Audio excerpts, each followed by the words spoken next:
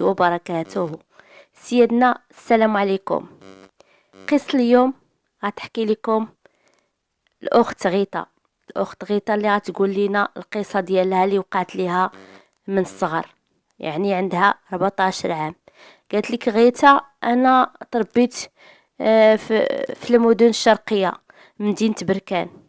الاب ديالي كان واعر وخوتي كانوا واعرين. انا الابنه الوحيده اللي عندهم، يعني بنت. وكانت الام ديالي حتى هي كيما كيتمارس عليا داك العنف كيتمارس على الام ديالي. اش غنقول لكم؟ المهم انا تربيت في واحد الحي اللي الاحياء البركانيه راه تشوفوا، يعني تعرفوا كي دايرين الناس، يعني تبارك الله ما شاء الله، الناس شعبيين والناس كيبغيو الخير والكرم وكل شيء. المهم غنحكي لكم انا من مواليد 80، وكنت ديك الساعه غنحكي لكم على الفتره ديال المراهقه ديالي ملي كنت في التسعينيات.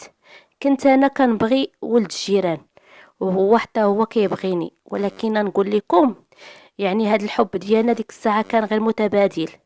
يعني هو كيشوفني انا كنعجبو وانا كنشوفه هو كيعجبني. المهم ديك الساعه كانت عندنا واحد الساقيه، كنمشي كنسقي تما الماء وكنجيب الماء من تما كنشوفو كيشوفني. المهم كنتبادلوا غير النظرات، يعني السيد كيعجبني وكنعجبو. المهم حب متبادل وصافي. من بعد ملي فوتنا واحد العام هذاك، يعني واحد العام هكاك، جاتني واحد البريه من عنده، من واحد ولد الجيران. المهم من تما كنبدلوا البريات انا وياه، مره كان نصيفطهم له ومره كيصيفطهم ليا. حتى لواحد الخطره ملي فوتنا، المهم العلاقه ديالنا ملي فوتت شي عام هكاك ولينا كنتلاقاو. مره كيشوفني حدا الساقيه، ومره كنمشي لشي بلاصه ولا شي ساحه ولا شي جريده وكنتلاقى معاه تما فاش غتبدا العلاقه بيني وبين هاد الشخص. المهم كنبغيه لواحد الدرجه، يعني كنتسطى عليه. المهم ديك الساعه كيبان لي لا هو كانت لاج ديك الساعه كان عندي شي 15 كنطلع ل 16. المهم العلاقه بيناتنا كانت ديك الساعه عامين. المهم واحد العام غير كنتبادلوا فيه الحب ديالنا انا وياه، وواحد العام تعرفنا انا وياه. من بعد غطول الهضره ديالنا في الحي، كل شيء غيعرفني انني كنهضر مع هاد السيد. من بعد الخوت ديالي والاب ديالي غيجيبوا الخبر تما، فاش غيضربوني غيقتلوني قتله العصا، حيت واحد الاخ ديالي لقاني معاه في واحد حدا ديك الساقيه ديال الماء، ووصلها الاب ديالي. والاب ديالي غيجي غيضربني واحد الضرب اللي ما عمري كليته في حياتي، زلق ليا كامل لحمي. المهم ملي انا كليت داك العصا ما راضياش بداك العصا، مشيت هزيت الموس وانا خبط راسي. ديك الساعه حدا ركبتي. من تما الاخوان ديالي والاب ديالي خايفين لا ندير شي حاجه في راسي. الاب ديالي مشى حكى المشكل لواحد السيد، قال ليه البنت ديالك الا دارت هكا هاد الخطره يقدر مره اخرى تنتحر ولا دير شي حاجه اخرى. المهم اش غنقول لكم، الاب ديالي اضطر يمشي عند البوليس، يمشي يقول لهم راه بنتي اجدت في راسها على قبل واحد الشخص اللي ديما كيديرونجيها. انا ديك الساعه اتفق معايا الاب ديالي، قال لي شوف بنتي راه غنمشي نديكراري به، راه هاد السيد الا بقى في حياتك غتخرجي على راسك. مشيت انا للوالد ديالي ديكرار الاب ديالي على حق قبل، قال ليهم راه هاد السيد كيدرونجي ليا بنتي، شنو دارت في راسها على سبتو. المهم درنا داك النهار يعني مقابله، قابلونا انا وياه البوليس. المهم قلت لهم شنو كاين. السيد استغرب قال لك واش هادي اللي كانت كتبغيني ولا شنو. المهم ديك الساعه كنت انا مزيره من طرف والديا ومن طرف خوتي.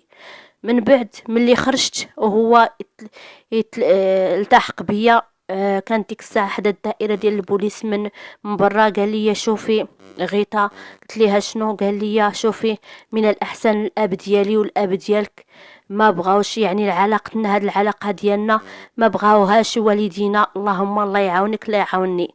انا سمعت غير هذيك الهضره، ديك الساعه يعني تسخفت. والاب ديالي غير شاف هكا قال لي بقى معها، نمشي نجيب لها واحد القرعه الماء. وهو يجي عند البوليس قال لهم راه هو عاوتاني راه تبعها وراه كيديرون جهه في الزنقه وراه طاحت كاع. الا ما تيقتو اجي تشوفوها. ديك الساعه فاش جاو البوليس لقاوني انايا مسخفت وهو حدايا. ديك الساعه فاش غيشدوه وغيحكموا عليه بشهرين ديال الحبس. ملي حكموا عليه بشهرين ديال الحبس يعني تبتت عليه الجريمه.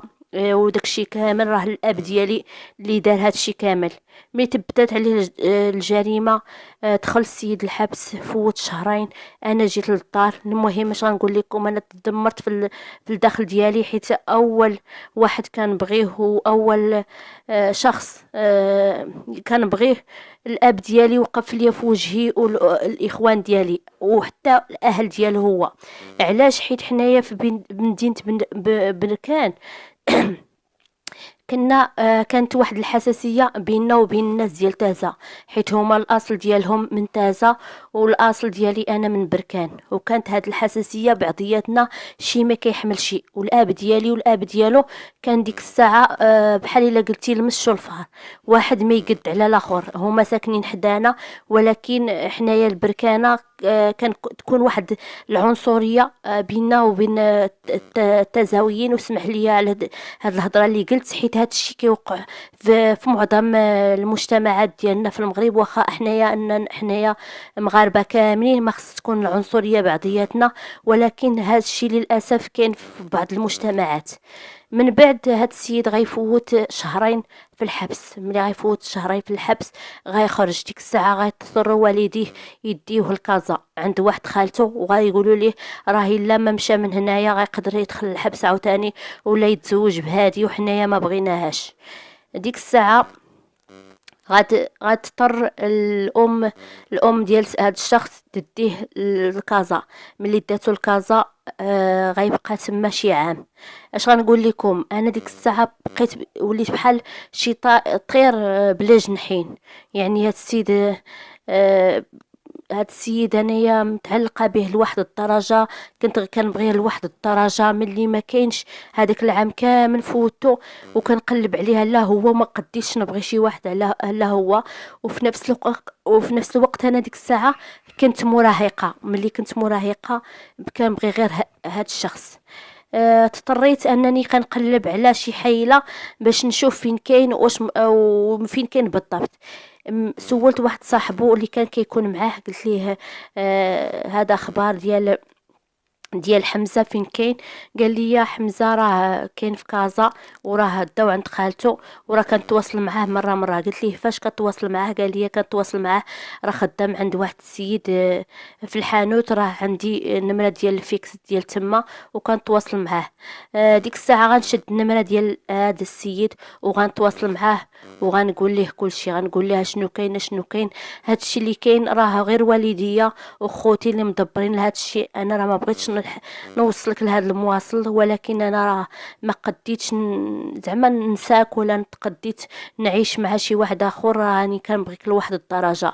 هو من يسمع لهذا الشيء حيت حتى هو كيبغيني نفس الشيء. يعني رجعنا عاوتاني داك الالهام ديالنا وداك الحب ديالنا وبدينا كنتواصلوا. مره كيهضر معايا ومره كنهضر معاه. من بعد ملي فوتت العلاقه ديالنا شي شهرين عاوتاني في التليفون قال لي غديري واحد الحاجه. قلت ليه اش غدير؟ قال لي غتجمعي ورقاتك وغتجي غنديروا العقد ديالنا هنايا وغنتزوجوا. انا ديك الساعه لحقت 14 ونص، ولكن اللي شافني زعما غيبان ليه انني عندي اكثر من 17. مشيت هربت لعندو، جمعت حوايجي وجمعت ورقاتي وسرقت للوالده ديالي الفلوس وسرقت لي واحد الخاتم ديال الذهب وهربت عنده. ملي مشيت الوالدين ديالي سرقوا بالخبر انني هربت لعندو وكل شيء. القضيه كتهضر في الحومه كيعرفوا انني هربت لعندو.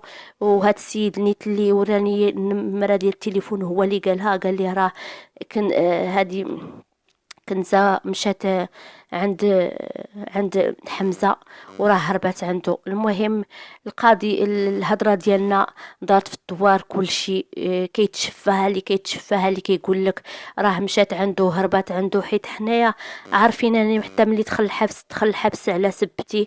المهم اللي ما خلينا والدينا نكونوا ايد واحده، اللهم نفرضوا عليهم هاد الشيء وصافي. ملي مشيت انا عنده لتما لقيتو ساكن مع الزوافريه. ملي ساكن مع الزوافريه سكنني معاهم ديك السيمانه، كامل ساكنه معاهم، هما في بيت وحنايا في بيت انا وياه.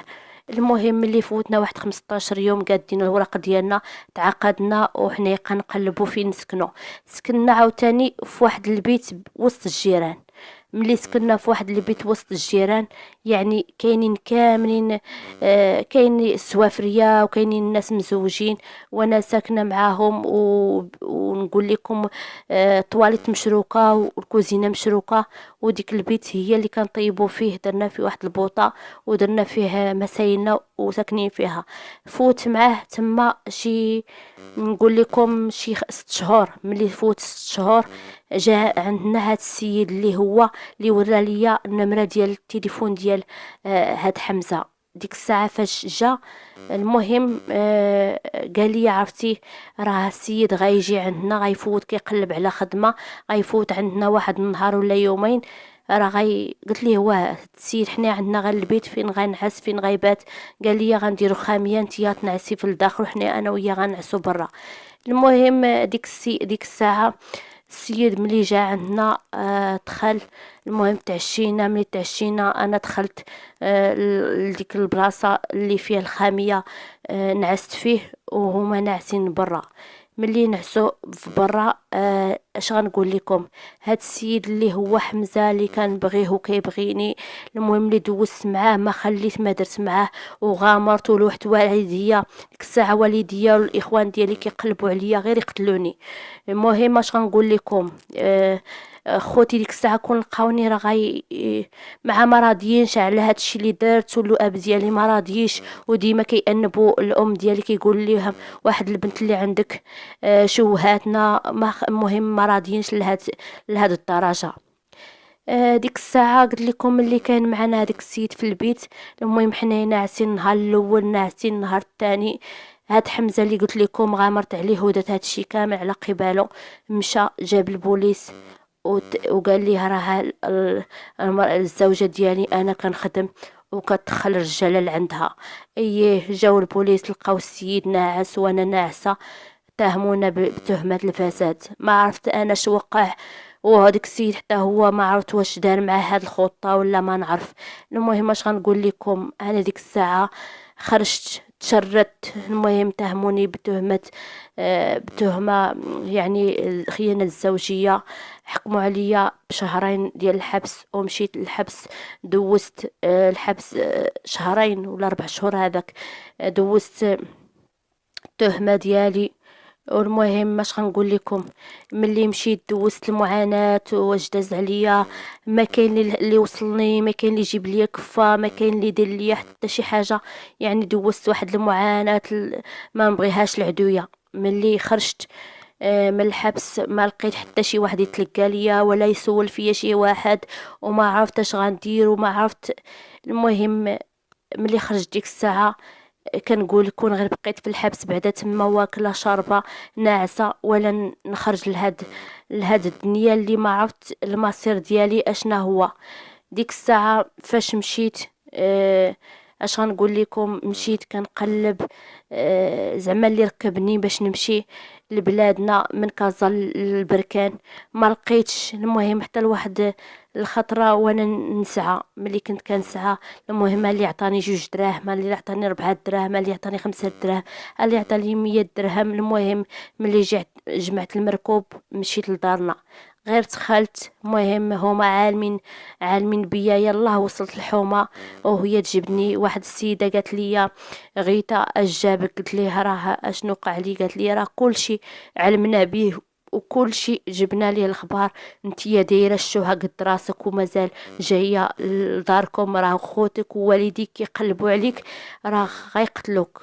المهم اش غنقول لكم، انا ديك الساعه اش قلت انايا هاد الشيء انا اللي جبتو لراسي، يقتلوني ولا اللي يديروا اللي يديروا، المهم هاد الشيء انا اللي جبتو لراسي. ملي دخلت اول واحد شافني هي الام ديالي. ملي شافتني كتغوت قالت لي سيري غير سمع عليها خويا جاو كيضربوني، شي كيركل شي كيخبط لهنايا وشي كيخبط لهنايا بلا شفقه ولا رحمه. الاب ديالي كيضربني فوق راسي، المهم شاديني كيعطيو ليا الدق حتى وليت زرقاء كامله وهما يرميوني لبرا. اش غنقول لكم، كل شيء الجيران كيشوفوا فيا، كل شيء كيتشفى فيا، كل شيء. حتى واحد فيهم ما حيدني من يديهم وحتى واحد فيهم. المهم اش غنقول لكم، انا ديك الساعه جمعت الوقفه وانا نمشي، قلت شوف انساي الماضي، انساي المضاغيطة وبداي صفحة جديدة وبداي.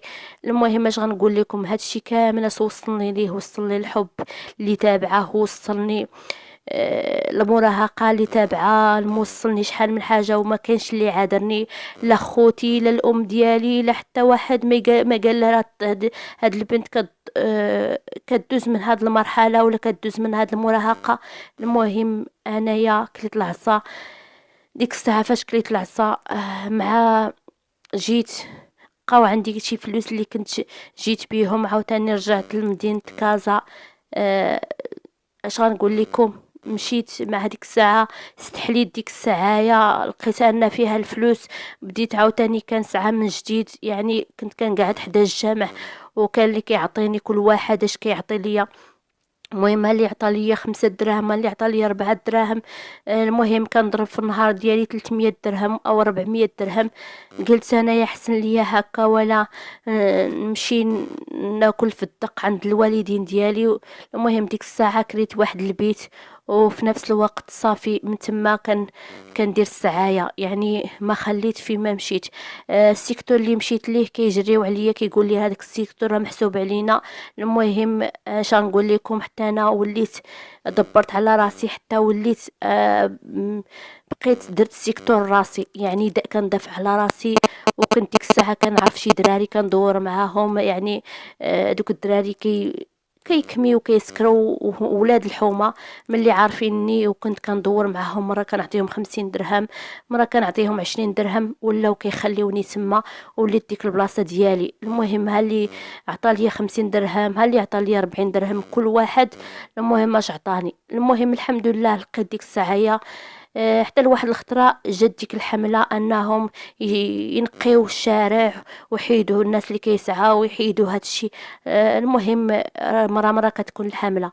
ديك الساعه انا علمت بهم انهم كيديروا الحمله. صافي انا كنتخبى، وليت كنتخبى حيت انا درت ديك الساعه كنت كاريه واحد البراكه، كنت كنعس فيها وكنت كارياها لا ب 300 درهم وكنخلص لها الكلا ديالها. وفي نفس الوقت شي مره كل مره فين كنعيش، مره كناكل في القهوه ومره كيعطيني شي مول القهوه ناكل.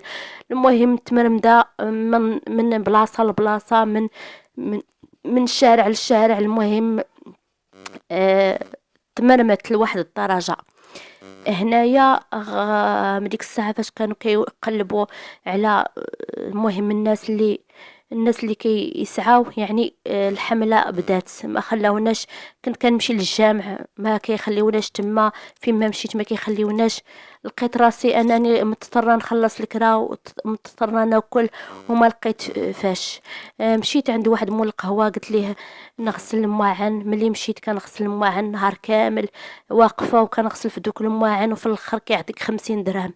كنشوف ان داك 50 درهم ما كافيانيش، وانا كنت مولفه نشد 100 و200 و300.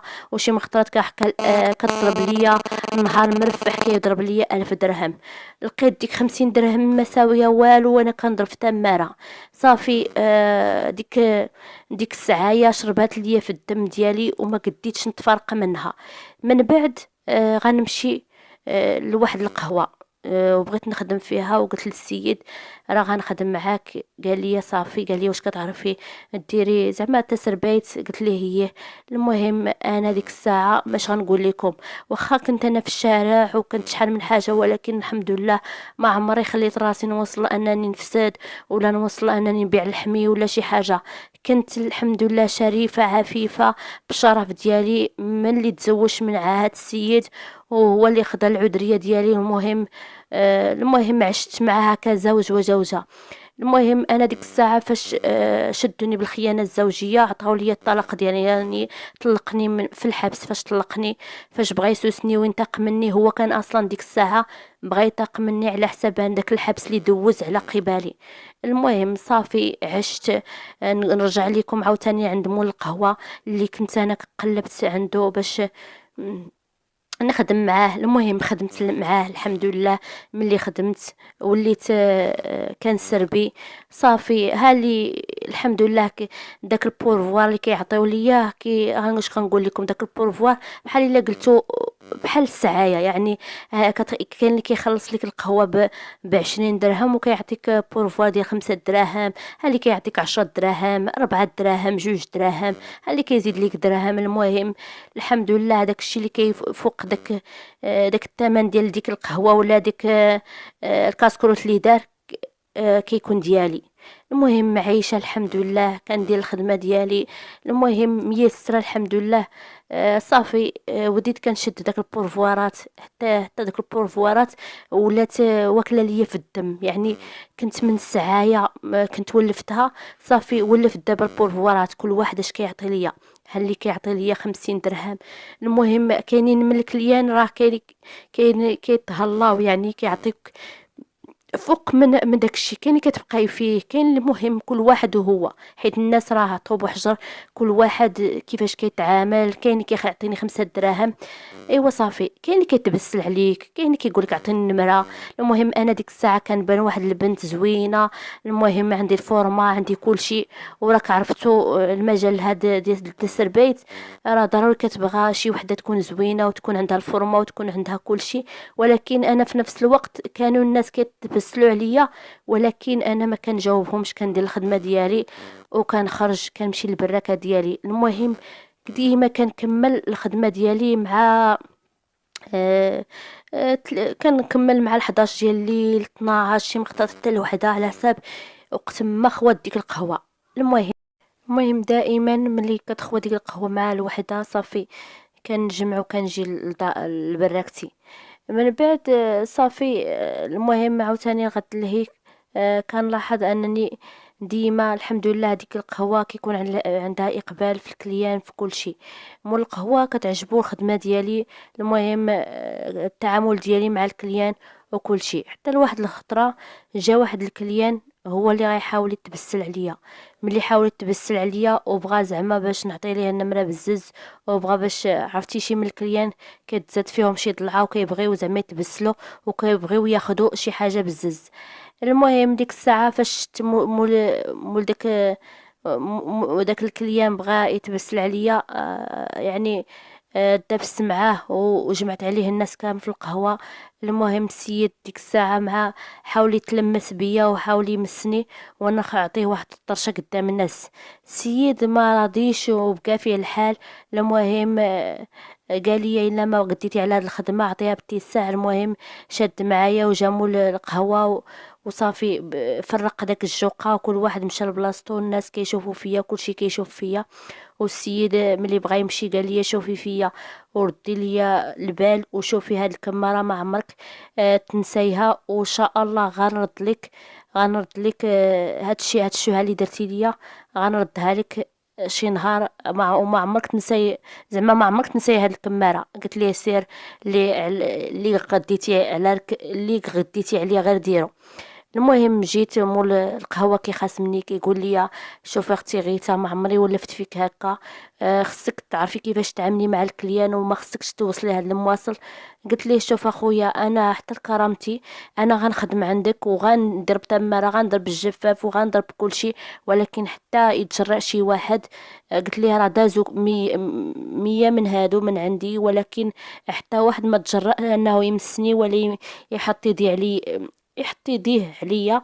ولكن هذا تجرأ ودار يديه عليا. راه ما يمكنش شي واحد يقول لي واخا تشوفني هكا وكتشوفني كنجي راه كنخدم يعني كندمر وكنبقى من هنا من الصباح حتى الليل باش نقطع الفلوس حلال. الحرام انا ما عندي ما ندير به. كون انا بغيت الحرام راه ما تلقانيش قدامك دابا، تلقاني راه كندير الرانديفويات ولا مشيت درت شي بلاصه اللي راك عارف كلشي شنو كاين. ولكن اي نقولها لك وتكون في راسك، اي كليان مد يديه عليا ولا قال لي شي كلمه ما كتعجبنيش، راه غنرد عليه. ولا عجبتك خدمتي هي هذيك، ما عجبتك الله يعاوني الله يعاونك. المهم مول القهوه تفهم وتقبل الامر وقال لي صافي ماشي مشكل. صافي المهم من تما حتى مول القهوه خدا فيا واحد النظره اللي هي انني سيده جايه نخدم عليا وعلى والديا، هو صحاب ليه. في الاخر غنوري لكم غنقول لكم مازال القصه اشنو كاين كيصحاب لي واش انايا كنخدم على والديا. المهم تبعت في الخدمه في ديك القهوه. وتماشات الحال. وديك السيد كنشوفو كل مره كيجي هاد السيد اللي وقعني معايا مشكل، وكل مره كنعطي ليه القهوه كيشوف فيا واحد النظره خايبه، وكيشوف فيا بواحد النظره يعني بحال شي واحد كيقلب مع من. المهم كنمشي عنده كنقول ليه كنقول ليه السلام، كيقول لي السلام، كيقول لي كنقول لها اش بغيتي، كيقول لي القهوه كحله. المهم كما العاده وكنمشي كنجيب القهوه وكنحط ليه القهوه كيعطي ليا. مع هذا السيد ديما كيعطي ليا البورفوار يا اما من 5 دراهم الفوق. ودي السيد كنشوفو انه دائما كيحط ليا نفس الشيء، يعني ديما كيعطي لي داك البورفوار وكنشدو كنديرو في جيبي وكنمشي. حتى لواحد الخطره وهو يقول لي شوفي، قال لي اسمح لي على داك النهار. داكشي اللي درت لك داك النهار راه صراحة انا اللي ظالم وكنطلب منك السماحة. قلت ليه ماشي مشكل، قلت ليه اش بغيتي تشرب؟ قال لي بغيت نشرب القهوة. كيما العادة جبت ليه القهوة، عاوتاني عطالي بورفوار كيما العادة، عطالي 5 دراهم وانا نديرها في جيبي ونمشي. السيد واخا طلب مني المسامحة، ولكن عرفت انه السيد غير جاحد. داك النهار فاش بغا يمشي قال لي شوفي هاد الكمارة وما عمرك تنساها. عرفت انه جا غير ينتقم ولا يدير لي شي حاجة. حيت انا كليت واحد الضرب حيت انا كليت واحد الضربة من الطليق ديالي، وما قديتش عاوتاني ناكل الضربة من شي واحد اخر. وفي نفس الوقت كيقولوا اللي عضو الحنش كيخاف الماء الحبل. المهم داك السيد من داك النهار وهو دائما كيتبعني، دائما كيجي لديك القهوة.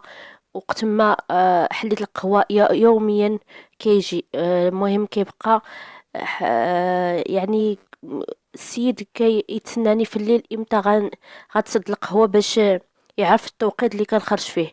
واحد الخطره المهم خرجت مع ال11 وهو يتبعني بالطوموبيل. المهم ما خلى ما قال لي المهم عطيني غير فرصه نهضر معاك نوضح ليك.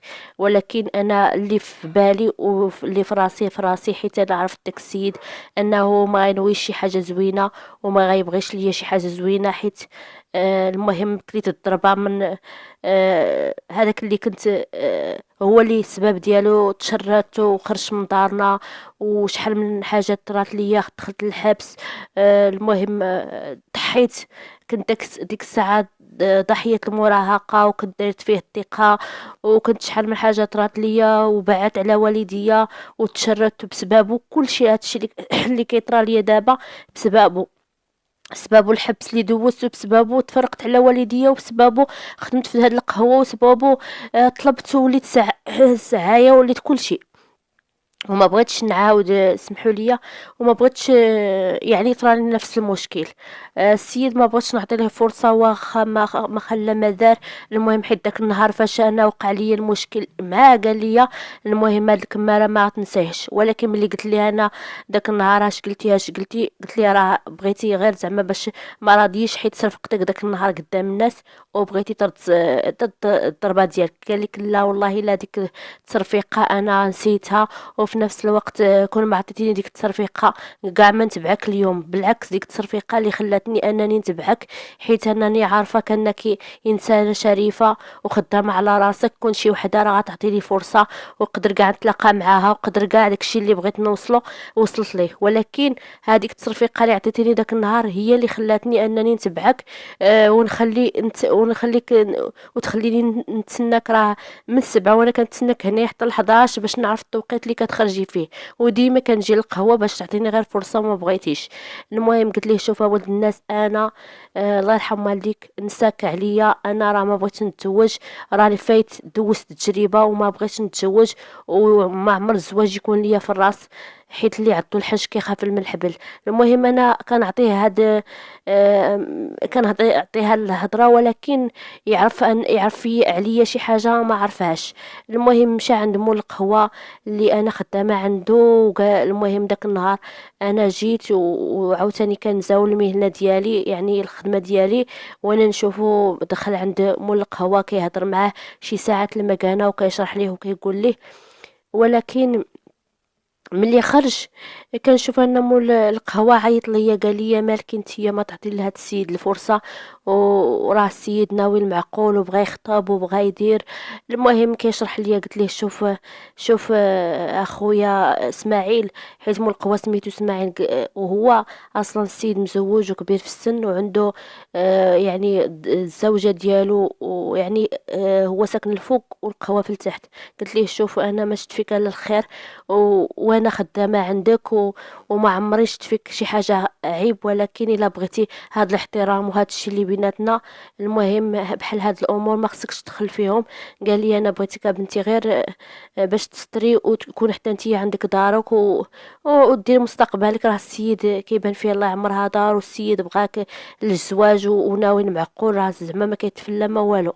المهم قلت ليه هاد السيد كاع الا بغى يتزوج ولا بغى المهم يتزوج بيا، الا عرف الماضي ديالي راه ما غيتزوجني ما والو. قال لي اشنو، وانا نعاود لمول القهوه قلت ليه شنو كاين. المهم عاودت ليه من الزيرو، قلت ليه ها شنو وقع ليا في الصغر ديالي، راه كنت كنبغي شي واحد وكنت غامره، كنت غامره معاه وكنت كنبغيه. المهم عاودت ليه كل شيء، داكشي كامل اللي طرا ليا، من الحبس، من زواجي، من الهروب ديالي من الدار. المهم داك المشاكل اللي طراو ليا كامل عاودتهم لمول القهوه. ايوا صافي، قلت ليه لهاد السيد الا كاع عارف الماضي ديالي راه ما غيتزوج بيا. المهم غد ليه عاوتاني جا مول السيد، شتهم مجمعين هو ومول القهوه واحد ساعه المكانه، وانا كنزاول المهنه ديالي، وعرفت انه هو عاود ليه كل شيء. ولكن كنلاحظ انني هاد السيد يومين وهو ما جاش للقهوه، ويومين ما بانش كاع، وعرفت ان السيد عاود ليه كل شيء وصافي غير الراي ديالو. من بعد ملي فوت شي 3 ايام ولا 4 ايام هذيك، جا السيد عاوتاني كنشوفو كيجي القهوه، كنحط ليه القهوه. المهم كما العاده كنحط ليه القهوه ديالو، من بعد كيدور معايا كيعطي البورفوار كما العاده. في الليل ملي خرجت كنلقاه كيتسناني. ملي لقيتو كيتسناني قلت ليه اشنو، قلت ليه راه عاودت معاك، قال لي راه كلشي كنعرفو عليك. قلت ليه علاش غبتي هاد 3 ايام، قال لي راه مشيت تصورت مع الام ديالي، وراه قلت ليه هذاك الشيء اللي قلتي المول القهوه، راه شرح ليا كلشي، وانا عرفت الماضي ديالك. المهم الام ديالي والاب ديالي وعائلتي راه عاودت ليهم عليك وقلت لهم اشنو كاين، وهما راه قابلين عليك وبغاوك كيما انتي. المهم ديك الساعه فاش قال لي هذا الشيء كامل، ولكن انا في الداخل ديالي السيد ما صدقتوش، حيت اللي عضو الحنش ما كيخاف من الحبل وما طيقاش، حيت ديك السيد كنت طيقه فيه وجيت عنده الكازا وهذا وتزوجت به يعني بدون الحضور ديال الوالديه، ودرت معاه شحال من حاجه، وفي الاخر جدا ليا. المهم مع السيد صرحت وقلت ليه انا راه ما عمري نطيق في شي واحد، شنو طرا ليا راه دي السيد الاول اللي طيقت فيه ودرت معاه ها جدا ليا، خلي عليك انت اللي كنعرف لا بحال البارح. قال لي والله لا انا يا لا بغيتك من نيتي، والله الا من داك النهار فاش شفتك عجبتيني. المهم السيد ملي جيت المهم هضرتو دخلت ليا راسي، وقلت مع راسي كاع الا بغيت نتزوج مع هاد السيد ما عندي لا ورقه لا جوج، كي غندير كي. المهم هو السيد قال لي انا ما بغيتش نتصاحب معاك ولا نتلاقى معاك في شي بلاصه ولا نتلاقى معاك في شي قهوه ولا شي حاجه، انا بغيت نجيك ديريكت عند والديك ونخطبك. ولكن انا قلت ليه والديا اصلا راك عرفت الماضي ديالي، انا راه جيت لهنايا راه عندي غير براكه ساكنه فيها، ما عندي لا والديا لا حتى شي واحد. المهم راه عاودت لك شنو كاين. المهم قلت ليه حتى من الوراق الا بغيت نتزوج ولا شي حاجه راه ما عندي لا ورقه لا جوج. قال لي شوفي انت وري لي غير فين ساكنين والمدينه اللي ساكنين فيها والزنقه اللي ساكنين فيها والعنوان، انا غنجي نجيب لك الوراق ديالك. قلت ليه راه الا مشيتي ولا سيري انتيا جيبيهم. قلت ليه الا مشيت انا راه غيدفنوني، راه هاد الخطره يعني هربت لا بالعقل النفيس يعني. خش عندهم ولا بزز. قال لي شوفي وري لي انا غير فين كاينين غنقول لهم ان السيده انتي معانا في الدار وراكي زعما خدامه عندنا وبغينا كنديروا لك الوراق باش تخلصي ولا شي حاجه. المهم السيد مشى. المهم عطيت ليه العنوان ديال الدار ديالنا وعطيت ليه فين كاينين والمدينه اللي كاينين فيها. المهم السيد غبر عليا شي سيمانه وما كيبانش ليا. ديما كنلاحظ ان السيد مثلا كيجي القهوه ما كتلاقيه كيشرب. انا قلت انايا في راسي صافي ملي مشى يجيب الوراق يعني خوتي وبا شدوه قتلوه ولا داروا ليه شي حاجه. من بعد ملي فات على داك الشيء شي 10 ايام وهو يبان لي عاوتاني وجا. ملي جا مشيت عنده ديريكت غير بان لي في القهوه ومشيت عنده ديريكت وسلمت معاه. قال لي كي داير؟ قلت لها مدرا واش مشيتي لديك البلاصه؟ قال لي كون شتير. قال لي راه يلاه طلقوا لي والديك راه كانوا قتلوني وهذا وقرضوني راه يلاه طلقوا لي. المهم شاد فيا شويه قال لي راه دفنوني اش داروا لي. المهم السيد شد فيا شويه. قلت له عافاك بلا ما تخليني نغلي ولا شي حاجه قول لي شنو كاين واش جبتي لي وراقي؟ قال لي راه هما وراقك راه جبتهم لك. المهم كيبان لي انهم وراقي مقاليزيين بكل شيء حيت مش غنقول لكم انا حتى لاكارت ناسيونال اللي جبت معايا وفوتوكوبيات ديال لاكارت اللي جبت انا في الاول فاش تعاقدت مع الزوج الاول هو اللي كنت جبت. ما دابا ما بقى عندي والو. المهم السيد دار لي كل شيء يعني وراقي وداكشي اللي هو اصلا بغاه باش نديرو به العقد جابو. المهم من بعد قلت ليها شنو؟ قال لي راه جيت لقيت الام ديالك ولقيت الاب ديالك ولقيت خوتك، راه خوتك بجوج راه مزوجين. حيت انا هاد القصه اللي كنعاود لكم فات على الغياب ديالي على الدار ديالنا شي 6 سنين. قال لي راه خوتك تزوجوا راه امك مسكينه كيبان لي بحال تكرفصات. المهم عاود لي على الاهل ديالي قال لي الاب ديالك راه مريض مره راه كيمرض الا لقيتي كيفاش ديري باش تمشي تسامحي معاه سيري تسامحي معاه ما عرفتي لا الدنيا ولا اخره. المهم خوتي انا بغيت نمشي نتسامح معاه ولكن خفت نشوف الردة الفعل ديالو. المهم السيد جاب الوراق وتكاتبنا وتعاقدنا. المهم جا والديه كبر بيا مول القهوة تما فاش هو قال لهم الا بغيتي تطلبوا ايديها جيو عندي. المهم وقف معايا واحد مول القهوة ومرته هو اللي وقفوا معايا داروا لي المناسبة وداروا لي يعني تما فاش طلبوني. المهم كبروا بيا مساكن الله يكتر خيرهم.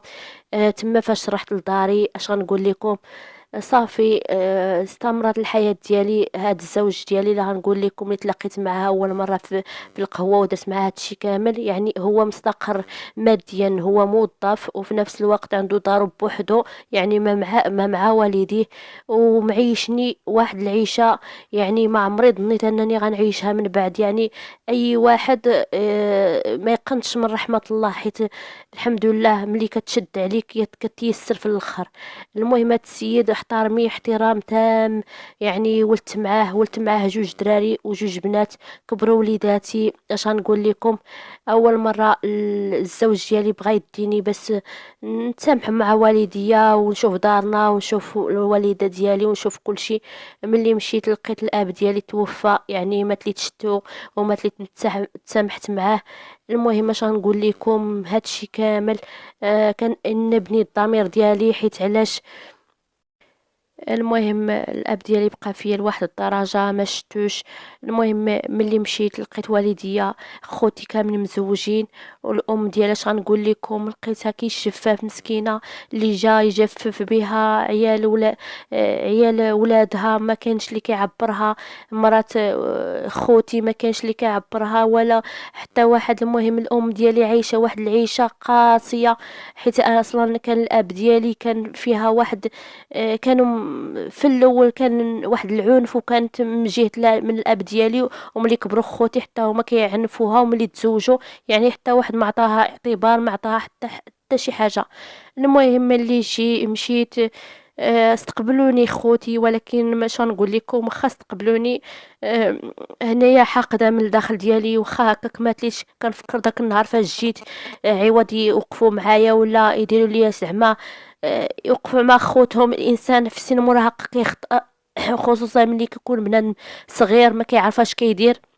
يعني حتى واحد ما يعني سن المراهقه شنقول لكم، الانسان راه كيدير شي تصرفات وكيدير شي حاجه ما كيخطئ فيها في طول حياته، ولكن الانسان خاص يراعي، خصوصا ملي كتجي سن المراهقه في سن مبكر، يعني 14 15، يعني يراعي وليداته مع من كيتمشاو، اش كيديروا، وتصرفات يعني ما ياخدوش بديك التصرفات، انه ديك التصرفات راه ماشي يعني الطفل ديك الساعه كيبغي يفرض الشخصيه ديالو، كيبغي ديك النمو ديالو، كيبغي يفرض يعني راسو ذاته، يعني راسو كيقول ليه شي حاجه اللي ماشي في الواقع، ماشي في العاده ديالنا. يعني ديك الساعه يقدر الانسان يقتل بدون ما يحس، يقدر يهرب بدون ما يحس، يقدر يدير اي حاجه من اجل يوصل للغايه ديالو. ديك الساعه فاش كيبان لي انني نمشي مع ولد الجيران، ما كنتش كنفكر على هاد العواقب اللي طراو ليا، ان هذاك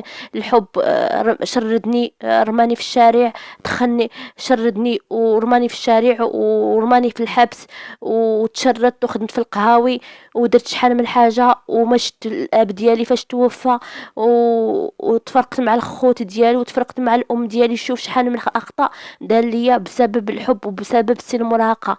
المهم كنصيحه الاخيره اللي كنوصي اي شاب كان في هذا السن المراهقه يعرف التصرفات ديالو اش كيدير، ولا اي شابه، وخصوصا الامهات والاباء يردوا البال لوليداتهم، حيت هذا السن واخا يخطئ ولدك ولا بنتك ما خصكش تدي فيها، حيت كاينين شي من الاخطاء كيوقعوا بدون قصد. يقدر الانسان في ديك الساعه يدير شي حاجه ماشي في يعني في الوعي ديالو، بحال الا قلتي شي مسطي، من بعد ملي كيفيق من ديك التسطيه ديالو كيلقى ان راسو دار شي حاجه اللي ما هي في الواقع.